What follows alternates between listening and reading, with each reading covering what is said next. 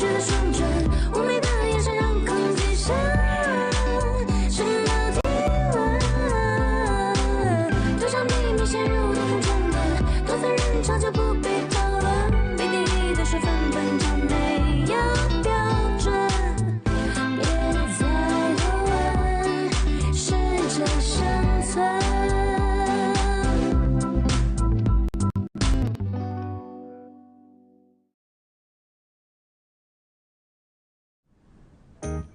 Bawat hakbang ko, gusto ko, lalo akong mapalapit sa'yo. Hindi ko na kayang itago na mahal kita. Ba't pag naiisip ko siya bumibilis ang tibok ng puso ko? Hindi kaya...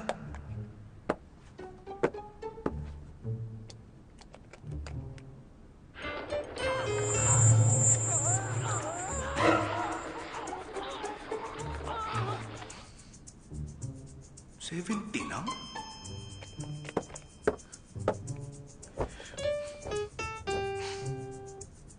Imposible. Hindi ako magkakagusto sa kanya. 1 mine, 2 mines, 3 mines. Ang puso ko, nais kitang hawakan, ngunit ika'y lumalayo. Ganito ba ang pakiramdam ng isang umiibig? Subalit, bakit tila? Hindi ko maunawaan kung bakit ako nasasaktan. Okay na ba? Ha? Alam mo, Jen, naka-full fangirl mode na talaga ako sa iyo eh. Kaya kahit anong gawin mo, perfect. Yung itsura mo palang pasok na. Okay na yan. Ang ibig ko sabihin, pwede naman kasing kumuha ng coach para ma-fine-tune ng performance. Ilang linya lang naman yan. Hindi mo na kailangan maging perfectionist. Okay? Anong oras na oh? 5:00 na ng umaga. Ilang lines lang yan na paulit-ulit. Okay, sige. Alis. Salamat!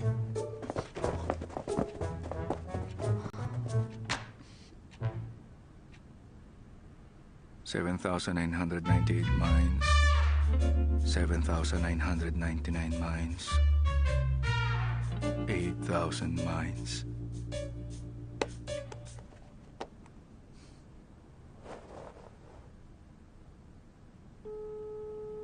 Hello, Gowling.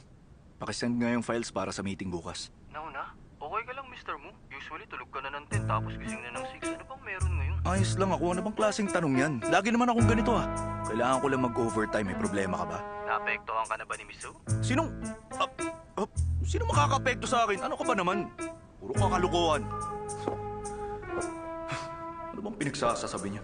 Ba't ako maapektuhan ng babaeng yun? 8,001 mines. 8,002 mines.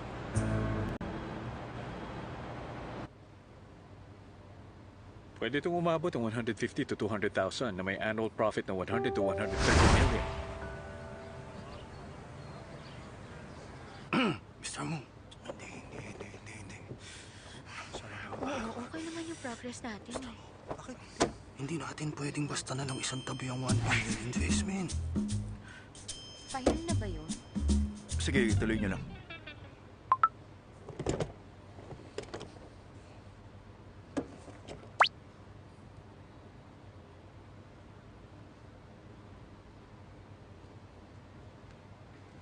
Ang bilis ng tibok ng puso ko.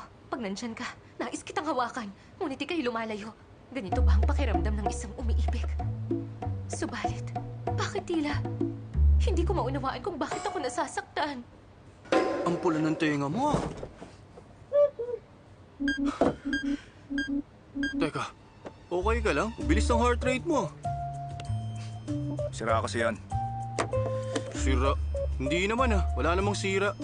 Alam mo, parang kakaiba ang kilos mo ngayon. Merong... Kung wala kang report, umalis ka na. Ako walang report? Wala naman talaga. Ang kilos ko kakaiba. Kalukuhan. Nakalimutan niyang ako si Mushul nun. Madali ako maapektuhan. Siyempre hindi, no? Malinaw na nakasulat sa kontrata na ang Party B hindi dapat... Mr. Mo, kumusta ang delivery ko kanina? Nakaramdam ka ba ng konting kilig? May... kung ano ka bang naramdaman? Ito yung line na kailangan kong i-reshoot kaya wala akong tigil sa kapapractice. Kaya naman, gamitin mo yung matalas mong dila at bigyan mo ako ng feedback.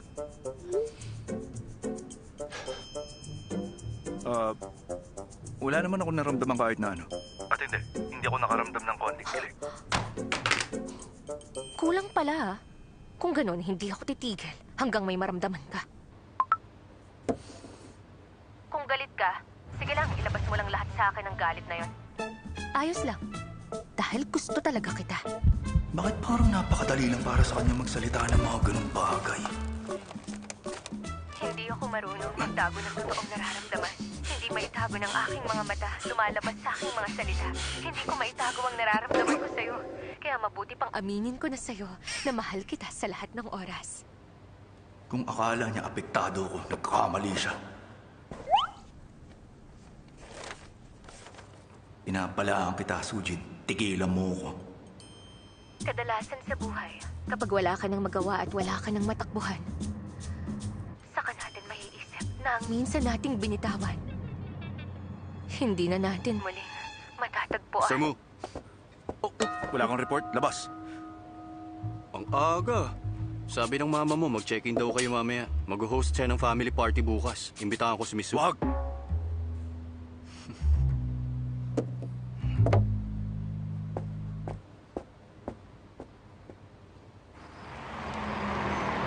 Nandito na tayo.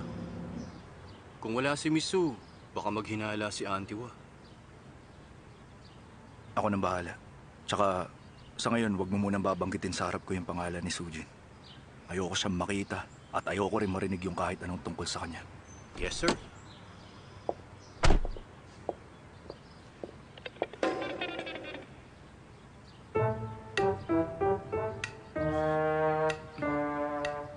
Hoy!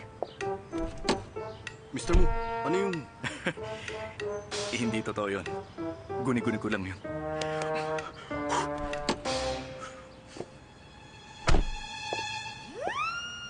Ang tagal mo naman.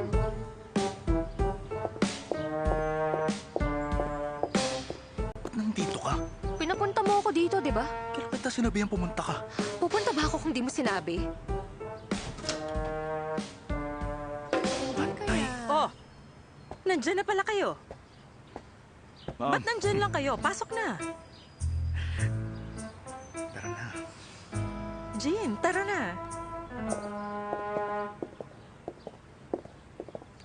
Tuloy ka, Jean. Feel at home. Ano ba nangyayari? Tinext niya ako, assistant mo raw siya. Pinapapunta niya ako rito para mag-dinner, kaya nandito ako. Dapat ako ang nagtatanong ah. Bakit ba di ka nagre-reply sa mga text ko?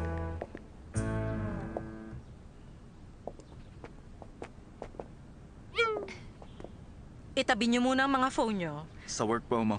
Oo, pero tigilan mo muna. Nagpakahirap pa akong pagsamahin kayong dalawa nitong si Jean, tapos magtatrabaho ka pa rin? Kailan ka ba makikinig sa akin? Jean, iha, huwag ka mahihiya, ha? Gagawa muna ako ng tea. Okay.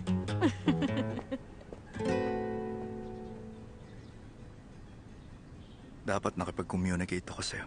Pasensya na. Okay lang. Tinulungan mo naman ako nung nakaraan eh. Dinner lang naman to kasama ang mama mo. Kaya ko yan. Tingin mo inimbita ka niya para lang sa simpleng dinner?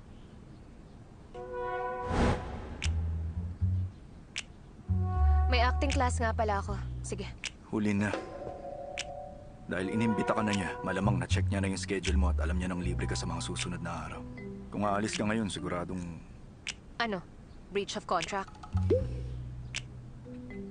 Di rin masamang idea yan. Ganito na lang. Kapag tinulungan mo ako maitawid ang family gathering na to, bibigyan kita ng dagdag na 10% sa napag-usapan natin. Ayoko. Delikado yan. 20%. 30%. At para malinaw, magpapanggap lang tayo sa mama mo. Wala ka ng ibang aasahan sa akin. Okay sa akin yan. Until next time, Mr. Mu.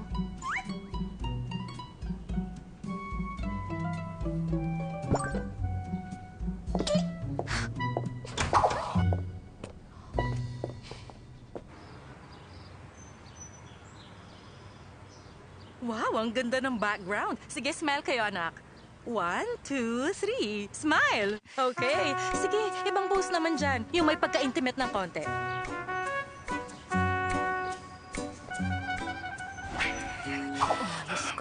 Hay, teka. Ano ka ba, Jean? Artista ka, di ba? Sige, tingnan mo ko. Isang kamay sa balikat. Tapos sandal. Nakuha mo ba? Sige, subukan niyo ulit. Dali. Sige, kaliwang kamay mo sa dibdib.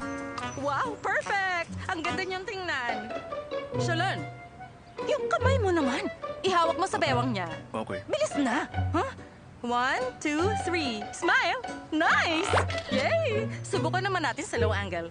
1, 2, 3. Okay, sige. Gawa tayo ng panibagong pose. Subukan natin ang Titanic pose. Teka, babae dapat na nasa harap. Hindi mo ba napanood yun? Kabado ka eh. Kunwari, nasa bow kayo ng barko. Nakatayo sa harap, hinahampas ng malakas na hangin. Tingnan niyo yung mga mata ng isa't isa ng may lambing. Tumingin kayo na nag-uumapaw ang damdamin para sa isa't isa. Yan, ganyan nga. Sige, tuloy lang, ganyan nga. Teka, yung kamay mo. Yan, mas maganda yan.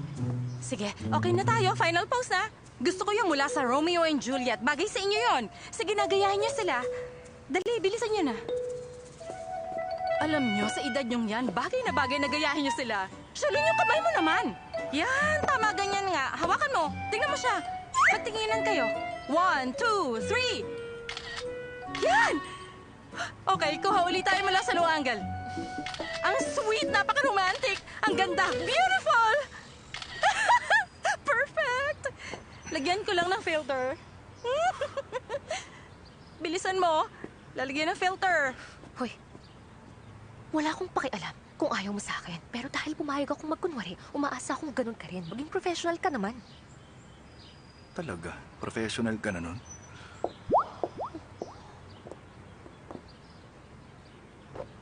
Ba't ba pawis na pawis ako?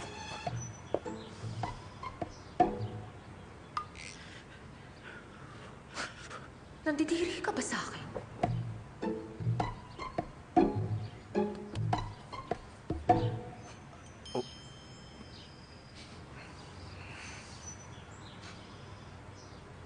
Para talagang may mali eh. Bakit ba nakatayo lang kayo dyan? Maupo kayo rito. Sige po, ma'am. Alam nyo, sa totoo lang, ang gaganda ng pictures kanina.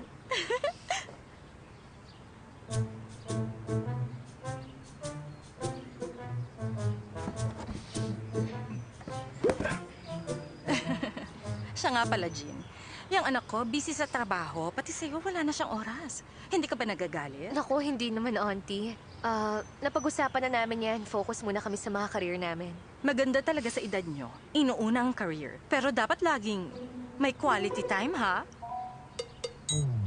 Sa phone namin, nagte-text at video call kami palagi. Ano ang madalas niyong pag-usapan? Ano ba? Marami. Pero maliban sa trabaho namin, Auntie, malamang iniisip ng lahat masyado siyang seryoso at napaka-boring kasama. Pero kapag kaming dalawa na lang, parang ibang tao na po ang kasama ko. Pag nasa work nga ako, gusto niya laging naka-video call. Ang kulit niya. At pag break ko, nagsisend pa ako ng pic sa kanya. Kapag hindi ako naka-reply agad, bigla siyang magpapadala sa akin ng mga iba't ibang mga cute na puppy emojis. Nakakatuwa. May ganun pala siya ugali. Ma'am, CR lang ako, ha? Sige. Sino ngayon ang mas nakakadiri sa Jean, atin? kumain ka ng prutas. Okay, Auntie. Siya nga pala. Kumakain ka ba na durian? Siyempre. Gusto niyo rin to, Oo Auntie? naman. Sige, kain ka. Ang alam ko, ayaw ni Sholo ng amoy ng durian. Noon po ayaw niya. Pero ngayon gusto na niya.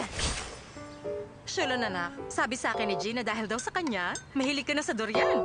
Ang bilis niyo namang maniwala, ma'am. Hindi pala pangit yung lasa. Pero di ko magugustuhan. Ang mahalaga, kumakain ka na niyan. Kukunan kita. Isa yan sa mga mahalaga mong pagbabago sa ngalan ng pag-ibig. Dali. Sige na, kain. Ano? Sige na, subo na. Kain na, anak. 1, 2, 3. Subo na. Yan ang halimbawa na kung anong kayang gawin ng pag-ibig.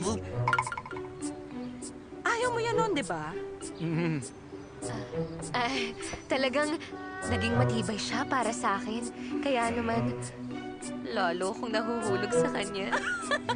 Okay, sige. Picture muna.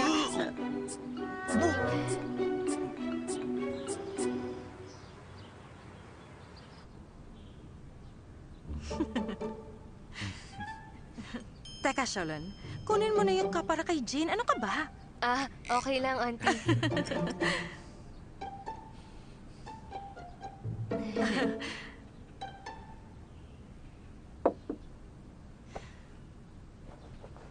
Jean, 3 taon na rin mula nang maging kayo ni Shalon. At dahil engaged na kayo, ibig sabihin lang, alam nyo na ang lahat tungkol sa isa't isa.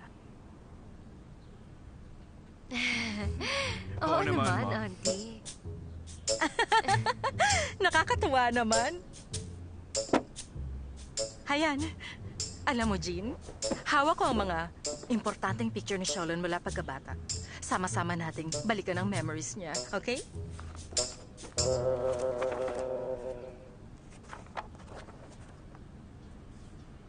Kailan lang nakunan to pagkatapos i-handover sa'yo ang EXP group, tama ba? Ang sabi niya po sa akin noon, 2 years pa lang daw siyang gumagraduate. Kaya para matakot yung mga dati na sa kumpanya, araw-araw siyang bumababa sa minahan at laging nakaitim. Seryoso, hindi ngumingiti. Oo, tama nga. Ganun nga siya. Teka, ano pa ba? Ang isang to. Ano nga ba ang kwento sa likod ng picture na to? Sa country, Ian. Yung lead laterite, nickel mine yan. Si Shulo nang nag-close ng deal na yon, mga year na rin. Naalala ko habang nandun ka, sumabog yung bulkan, di ba? Kasama ang EXP sa International Emergency Relief Efforts, pati sa paglilikas ng mga lokal doon. Tama. Ang galing mo, alam mong lahat. Buti pinakita ni Fangchi ang mga dating interview ni Shulo. Kahit konting detalye, lusot na.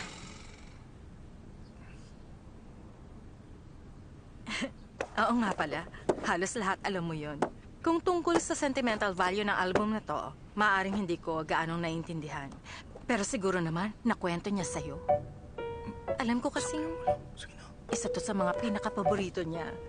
Sige na. Anong kwento niyan? Ma'am, ang tagal na niyan eh. Yan yung mga panahon nasa Xinjiang pa ako eh. Tsaka hindi naman geologist si Jen, ma'am. Kahit naikwento ko na yan sa kanya. Tumahimik ka. malamang- Huwag mo siyang pangunahan. Alam niya yan. Lagi kayong nagkukwentuhan. Kahit konti, siguradong may maaalala siya. Oo po naman, ma'am. Mukhang di na tayo aabutin ng bukas. Ibig ko lang sabihin, ma'am, minsan kasi itong si Jin, madalas nakakalimot kapag ang pinag-uusapan namin, wala siyang interes. Malabong makalimutan ko to. Oo, tama. Siguradong ito na nga ang Koktokai Seismic Fault Zone. Noong 1931, isang magnitude 8 na lindol ang tumama rito. Dahil remote konti ang tao at bihirang umulan, hindi nagalaw at nanatiling buo ang 150-kilometer na fault line. Napakalawak ng halaga nito sa geological research. Maituturing talaga na one-of-a-kind geological wonder.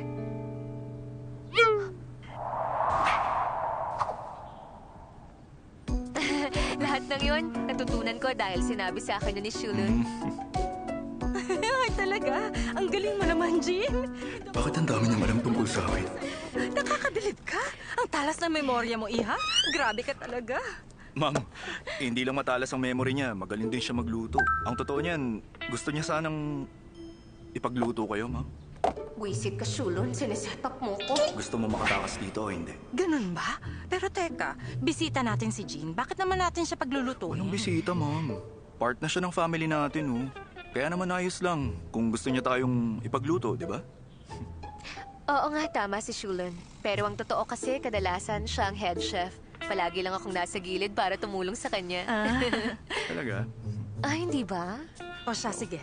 Dahil mukhang yun ang gusto niyong gawin, para yatang bigla akong nakaramdam ng excitement na makakain ng masarap. Sure.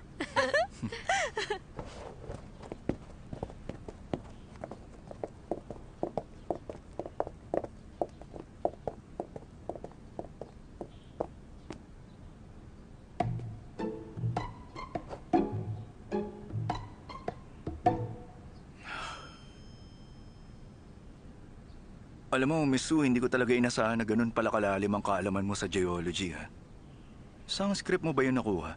Curious talaga ako eh. Sino ba yung gumawa ng script mo na yun? Meron kasi akong personal na interes tungkol sa Koktokai. Kaya huwag kang mag-assume. Nagkataon lang talaga na pareho tayong interesado doon at wala nang ibang dahilan. Mabuti. O, sige na. Kung gusto mong magluto, edi gawin mo. Kung ganun, yung binibida mo sa loob ng 2 taon na culinary expert ka, hindi pala totoo. Excuse me? Siyempre hindi. Jen, wait lang. Tulungan na kita. Ako na. Ano to?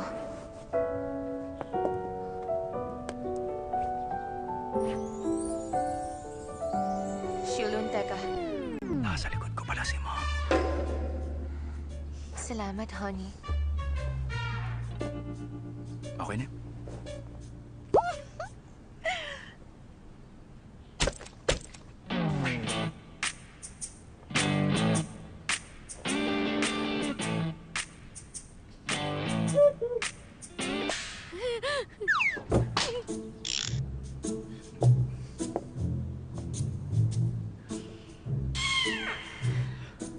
Siguro, tomatoes and egg na lang.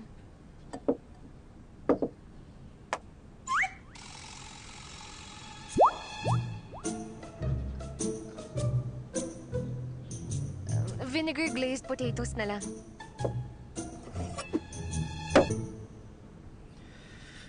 Wait lang. Sigurado ka ba marunong ka magluto? Basta ang mahalaga, masarap ang lasa, dead man sa itsura. Okay lang ba kayo dyan? Magpatulong ka lang Ma'am, kay ano ba kayo? Manang. Doon na lang kayo sa labas. Okay lang naman kami rito, auntie. Okay lang bahala dyan.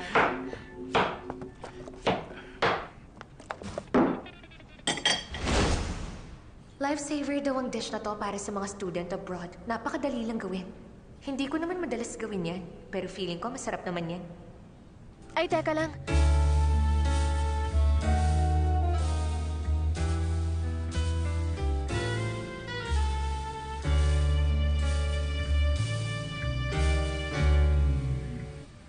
Ay, walang asin.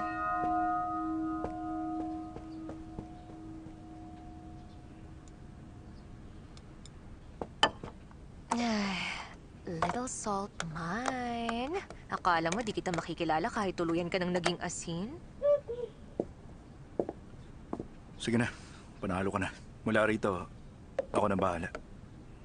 Okay. Bahala ka.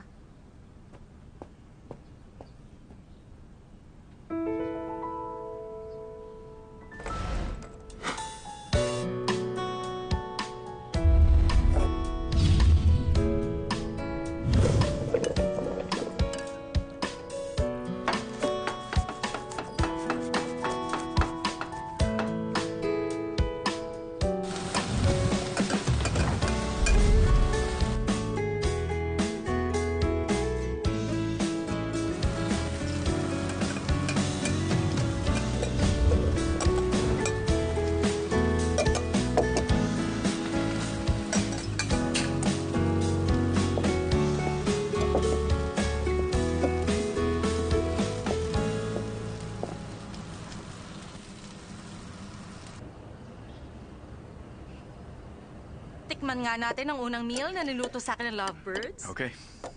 Uy, teka lang. Picture mo na ipopost ko to sa moments ko. Para makita ng mga auntie mo, ha? Na hindi kayo basta nagpapanggap lang. Ma, Ha? Kuya Shulon, nandito na ako.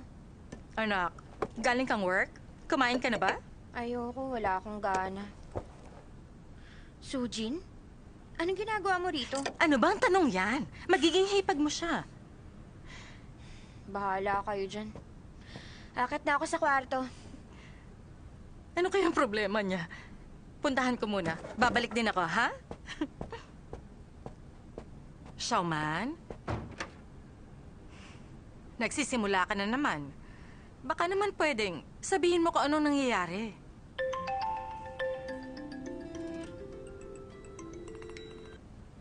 Hello? Kalalabas ko lang. Hindi, kalalabas ko nga lang. Nagda-drive na ako ngayon. Oo, papunta na. O sige, hintayin mo lang ako. Lalabas kami ng mga kaibigan ko. Kayo na bahala sa dinner.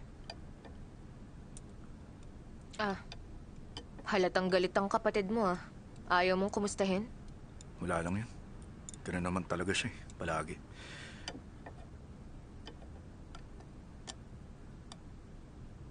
Oo nga pala.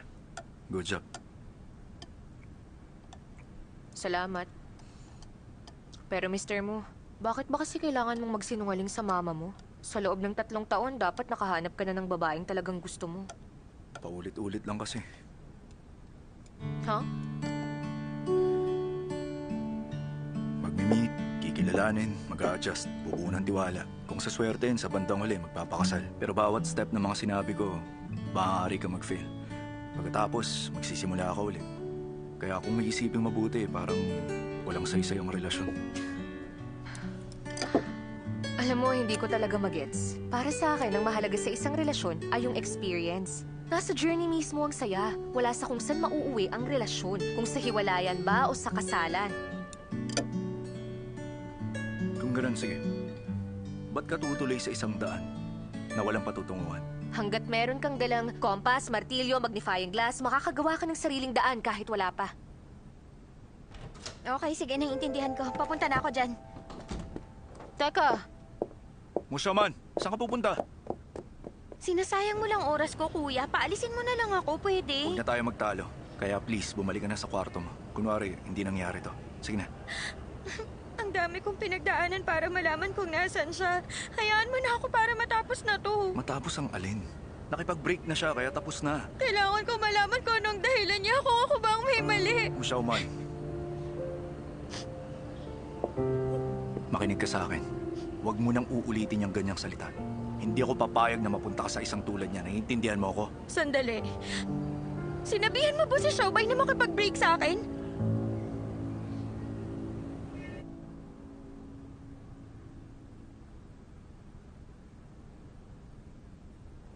bakit ang tagal naman yata nila? Anong karapatan mo makialam sa love life mo, kuya?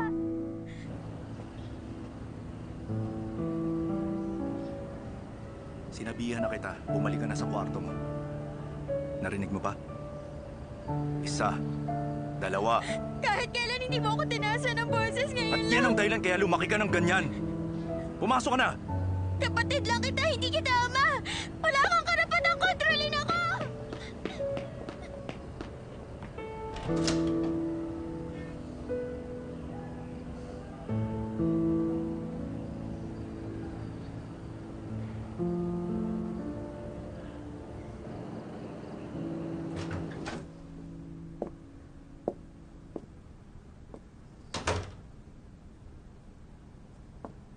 Sujin? Sujin?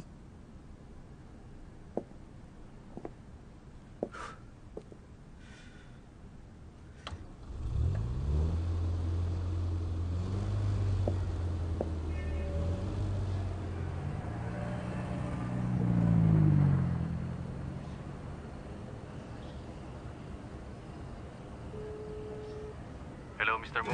Tapos na bakasyon mo, kailangan kita. Hindi porket dinala mo ako rito para hanapin si Xiaobay, makukuha mo na ang loob ko. Nasa edad na tayo. Walang may karapatang manghimasok sa buhay natin. Tara. Walang anumang dahilan para diktahan ka ng iba. May sarili tayong buhay at tayo ang dapat masunod. Kung may gusto kang malaman, ikaw mismo ang tumuklas. Mu Xiaoman, handa ka na bang harapin ang buong katotohanan? Tara.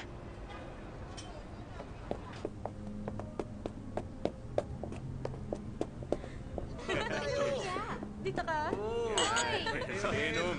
Cheers! Tanyo, ha?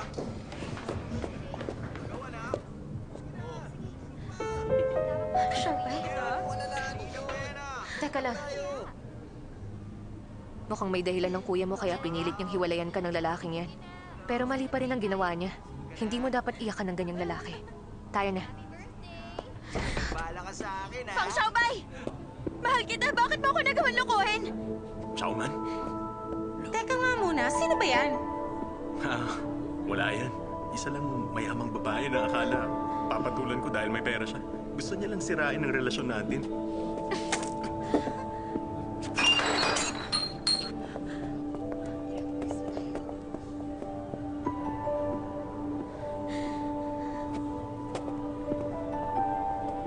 Umalis ka na rito.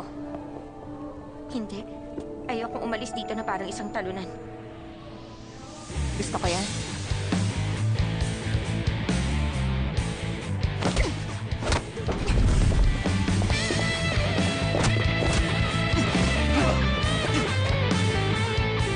Teka, ikaw na naman? Dapat kasi nagtanda ka na. Sujin, okay ka lang? Nagsisimula pa lang ako. Nagsisimula ng alin. Aalis na tayo. Kuya mo nang bahala dito. Hindi ako aalis dito. Huwag mo ako Sinabi ko hilahin. nang huwag kang makialam, dumagdag ka pa sa problema ko eh. Umalis ka dyan. Anong karapatan mong pangunahan si Xiaoman sa love life niya? Alam mo ba kung gaano katinding sakit ang mararamdaman niya kung wala akong ginawa? Pero naisip mo ba na hindi siya matututo dahil dyan? Kailangan niyang pagdaanan lahat? Kuya niya ako. Inaasahan mo ba na tatayo lang ako at manonood kung paano siya lookin na walang kwentang gunggong na yan? Akin na. Kuya ka niya. At hindi Diyos niya. Pwede kang gumawa ng mapa para sa kanya. Pwede mo siyang balaan kung gaano kalubak ang daan sa harap. Pero hindi pwedeng ikaw ang lumakad sa landas na para sa kanya. Sabihin mo nga sa akin, anong silbi ng paglakad sa daang alam mong walang patutunguhan?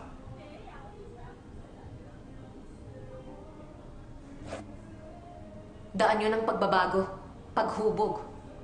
Akala mo kasi kung walang patutunguhan ng relasyon, wala nang saysay. Pag nasugatan, wala nang kwenta, mali ka. Ang tao parang mundo. Dahil sa tuwing masasaktan tayo, lalo tayong tumitibay. Pinakamagandang halimbawa ang Coctokai Fault Line, isang pilat na gumuhit sa lupa. Pero pagkatapos mabuo, nagbago ang buong tanawin, lumipat ang mga ilog, nag-ibang mga bato at naging lawang mga baha na buo ang isang bagong mundo.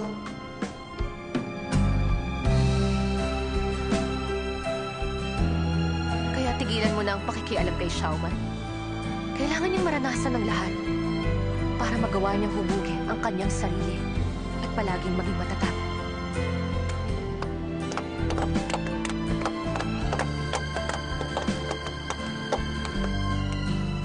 Sir, pwede na po ba kaming umalis? Tara na, dali. Xiaoman. Sorry. Umalis ka na.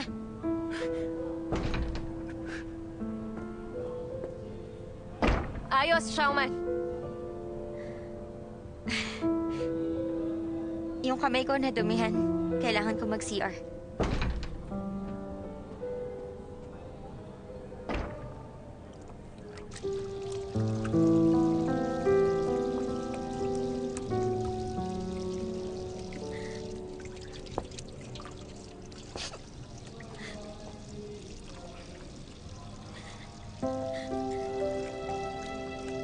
Yung tulad ba niya, dapat iyakan? Oo, hindi siya karapat-dapat. Pero hindi ibig sabihin hindi masakit. Ay, maraming mabuting lalaki sa paligid mo. Tulad ng kuya mo at ako. Hindi mo kailangan ng tulad niya. Lahat kayo talagang okay. Kaya lang, siyang nagparamdam sa akin na mahalaga ako. Dahil ginagastusan mo siya, napapagod ka dahil sa kanya. Kaya ka mahalaga sa kanya.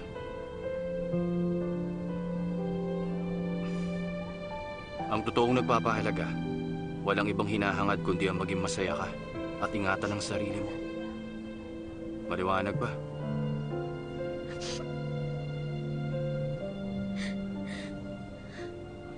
Anong nangyari sa kamay mo? Wala yan.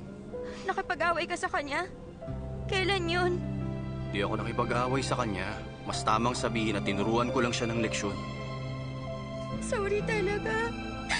Nang dahil sa akin, nadamay pa kayo sa gulo. Nandito ako para damayan ka, pero mas lalo ka pang umiyak. Pag nakita ka ng kuya mong ganyan ka, babawasan sahod ko. Hmm?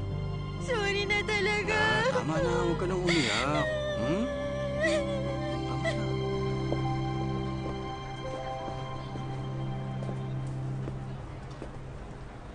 Bakit kaya ang tagal ni Xiaoman? Bilang kuya, dapat ikaw ang nagko-comfort sa kanya. Ah, tama, duwag ka.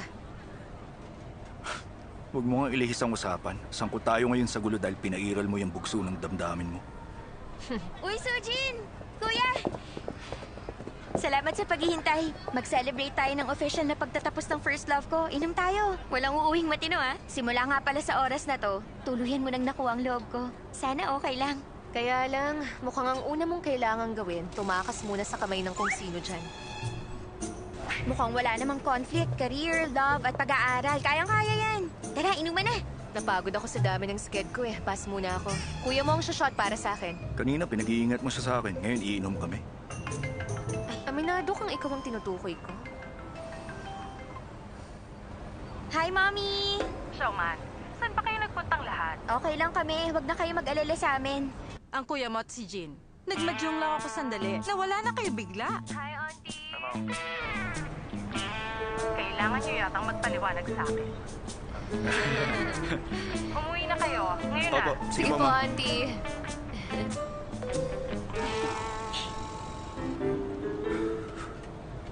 Tara. Game!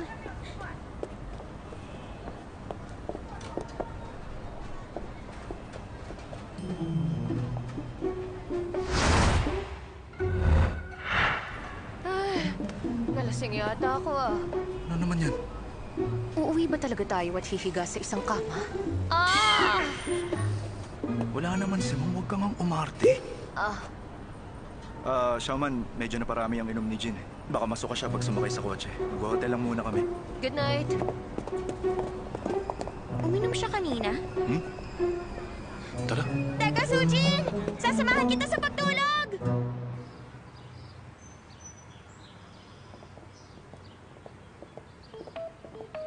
Wait lang. Reviewin natin ang kwento. Madaling araw na nung nakauwi tayo ng bahay. Pagdating natin, tulog na si Mommy. Ah, tandaan nyo, ang pinaka-importante sa lahat, hindi to pwedeng malaman ni Ano Mommy. yung hindi ko pwedeng malaman? Ha? Auntie, Ma'am, Kagabi, sobrang late na kami nakauwi ng Tumigil ka, bahay. hindi kayo nakauwi ng bahay. Di ba? Ituloy mo ang kwento. Sige na. Arte pa. Sujin! ang totoo kasi, Auntie, kagabi po... Huwag mo nang ituloy. Parang alam ko na. Kahit ano pa yan, siguradong pinilit ka lang. kayong namilit na gawin namin yun. Ha? Anong sinasabi mo, Shaolin? Wala po, Ma'am. Mamaya tayo mag-usap, paliwanag. Opo. Showman, magsabi ka ng totoo. Ano ba talagang nangyari?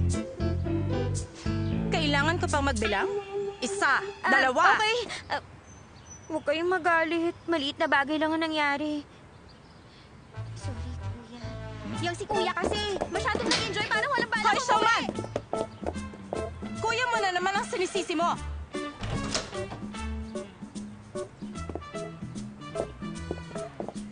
Ay! Teka! Hoy! Kayo talaga! Magsalita ka na. Ba't di kayo umuwi kagabi? Anong nangyayari kay Showman? Okay, pasensya na po. Kagabi kasi napilitan Shulon, po subuan kami kita. Ma'am. Kagabi po kasi, may event akong pinuntahan. Naglambing si Xiaoman na sumama sa akin. Nag-alala si Shulon, kaya sumunod siya sa amin. Hindi ba, honey? Sa sobrang saya na parami ang inom namin, kaya nag-check-in na lang kami sa hotel. Okay. Sa hotel pala kayo natulog kagabi. Alam mo, Jean, sa totoo lang, ang mga kabataan ngayon masyadong busy sa work. Pero kahit gaano ka-busy, para sa akin, dapat pa rin nilang sulitin ang kabataan nila. Ma'am, kasi... Tumahimik ka dyan. Okay po. Anyway, Jean, hayaan mo siya. Kumain ka pa. Tama na, auntie. Hayaan na sila, oh. Kita nyo? Kukuha ko ng ibang angle. Tingnan niyo ang couple na yan. Talented at beautiful. Perfect match talaga. Sino ako? Nasaan ako? Bakit ba ako nagpapakapagod ng ganito?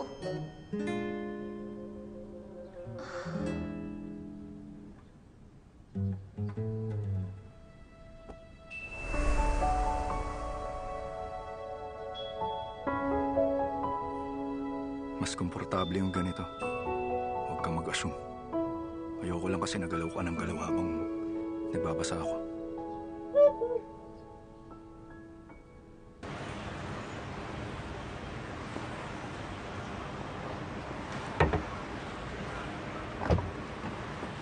Maniwala ka, Gowling. Siguradong finiflex si Mamang manugang tubi niya. Ngayon malamang naka-livestream na naman siya sa mga kaibigan niya habang kinukunan ng lambingan ng dalawa. Ito ang pinakabagong labas na cake. Tikman mo. Hindi ka naaawa sa future hipag ko? Teka, di ba sabi mo sa akin, ayaw mo kay Sujin? Tama ka, pero dati yun. Yun yung lumang ako pa, bagong ako na ang kaharap mo ngayon. At ngayon, gustong-gusto ko na siya. Sana maging totoong maghipag kami. Teka, kailangan ko siyang mapalabas ng bahay. Pero kailangan ko makabawi kay Kuya. Gawling, bilang pasasalamat sa pagsuporta mo sa akin, akong bahala sa trabaho mo kay Kuya.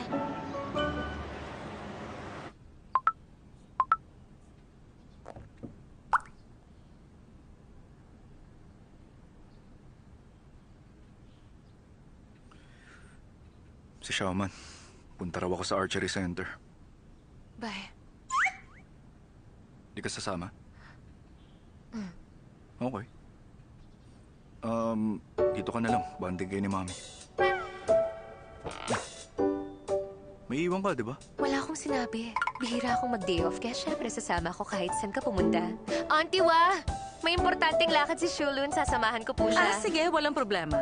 Tara, magbihis na tayo, honey. Ma'am, alis na po kami. Sige. Bihis muna tayo.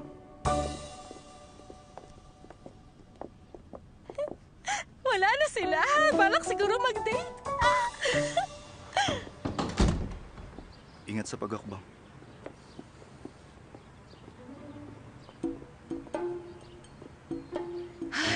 Natapos din ang acting. Tara na. Baka lumabas pa si auntie. Laban? Maglaban kayo ni Gawling. Pag nanalo ka, patatawarin kita sa pakikialam mo sa love life ko. Pero kapag ikaw ang natalo, papayag ka sa request ni Gawling. Gawling, sabihin mo na ang gusto mo. Vacation leave. Teka. Gusto ko ng race. Hindi eh. May pera ka nga, wala ka namang pahinga. Vacation leave na lang. Bakit? Pumayag ba ako sa laban? Ayoko niyan, walang challenge yan. Bahala kayo. Kuya naman.